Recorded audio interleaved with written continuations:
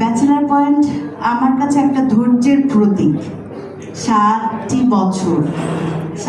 বছর বাংলাদেশে কোনো ধারাবাহিক, আমার মনে হয় ব্যাচেলার পয়েন্টের মতো এত জনপ্রিয়তার সাথে এই 7 বছর টিকে থাকেনি, এবং পারফর্মার সবাই আমরা আছি। আর ব্যাচেলার পয়েন্টের শুরুটা আপনারা দেখেছেন। একটু বলি যে তখন নিকেতনের ছোট্ট একটা ফ্ল্যাটে আমরা শুটিং করতাম। প্রথমেই আমার আতঙ্ক ছিল যে ওই ফ্ল্যাটে ওয়াশরুম মাত্র 2টা, খুবই নোংরা অবস্থায় থাকতো। আমরা খুব প্রতিকূল অবস্থায় শুটিংটা শুরু করেছিলাম।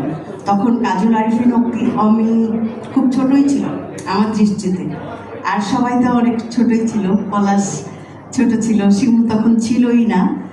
তো তখন আমার মেয়েরা ছিল অনেকগুলো, তারা যে কোথায় চলে গেল, আমি রয়ে গেলাম। তো তখন দেখতাম যে সবার না মেজাজ অটোমেটিক বিগড়ে যেত। কারণ কি? এনভায়রনমেন্ট। মানে ছোট্ট একটা ফ্ল্যাটে আমরা এতজন, ওখানে সেট হচ্ছে, রেস্ট করার জায়গা নেই, কিছু নেই, কি একটা অবস্থার মধ্যে দিয়ে শুটিং। সেই ব্যাচেলার পয়েন্ট এখন এমন একটা পর্যায়ে এসে আমরা পৌঁছেছি আলহামদুলিল্লাহ, যে এখন মনে হয় এসির মধ্যে বসে আমরা মনে হচ্ছে বিশাল কোনো একটা ফিল্ম ইন্ডাস্ট্রিতে বসবাস করছি এমন লাগে, আমার নিজের কাছে এমন লাগে আর কি। এত কি ব্যাচেলার পয়েন্ট শুটিং মানে এখন আরাম, যে আগামীকালকে ব্যাচেলার পয়েন্টের শুটিং, এসিতে বসে আরামে মেকআপটা নিতে পারবো, যে আসেন আপা, শর্ট আসেন। মানে দিনে 10টা 9টা সিন করতে হবে এমন তারা নেই, কিছু নেই। আর ওই যে ব্যাচেলার পয়েন্ট ধৈর্যের প্রতীক।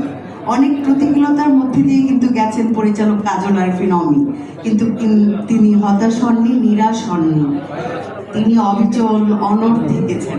হ্যাঁ, ব্যাচেলার পয়েন্ট যে শুধুমাত্র সুনাম অর্জন করেছিলেন তা না, উনি অনেক গালিও খেয়েছেন, কিন্তু উনি একটুও মন খারাপ করেননি। আমি অবাক বিস্ময়ে অমির দিকে তাকিয়ে থাকতাম যে তার এত ধৈর্য হলো কিভাবে। মানে সে কি কোনো মেডিটেশন করে প্রতিদিন? জিজ্ঞেসও করতাম মাঝে মাঝে। তো আমি বড় হয়েও তার কাছ থেকে শিখি যে কিভাবে ধৈর্য ধারণ করে সততার সাথে একটি সিরিজ 7 বছর জনপ্রিয়তার সাথে সেটি পরিচালনা করা যায়।